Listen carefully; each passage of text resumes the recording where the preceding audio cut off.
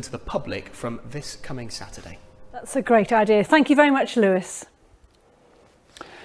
Now, the Acorns Children's Hospice in Birmingham, which had to shut at the beginning of the coronavirus pandemic last March, has reopened for overnight stays this week, much to the joy and relief of the families who use it.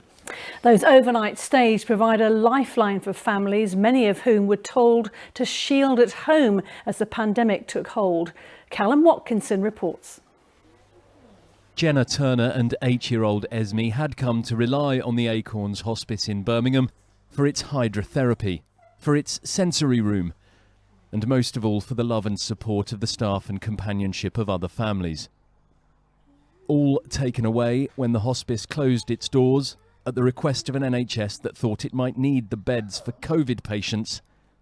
All now returned to them as those doors reopened this week.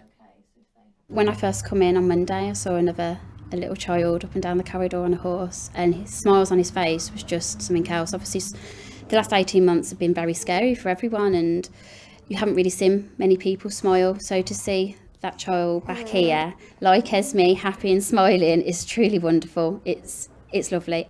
Being able to leave Esme here for overnight stays allows Jenna time to spend with her other 3 children, whose needs often come second to Esme's. But most patients here were on the government's shielding list and lost more freedom than most of us as the defences went up against the virus. In the end, it was over 100 days that we had been inside the house. That took its toll on us all, especially Esme. She's such a lovable child, she's happy. Her social side is through the roof. She really thrives off being around others, and to take that away from her, it meant that she became a really anxious child again, scared of seeing other people. We had 4 days notice to move the children that were resident here, because we had one that was resident for a while, and discharge our other children back into their homes. Everything from the walls, the toys, the equipment, everything had to be moved and locked away. And then redeploy 40 staff across the other 2 hospices that we've got. But we did it. Ultimately, the beds weren't needed for the COVID effort.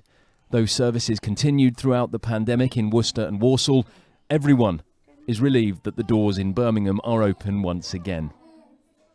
Callum Watkinson, ITV News. The wonderful Acorns Hospice. You're watching ITV News Central.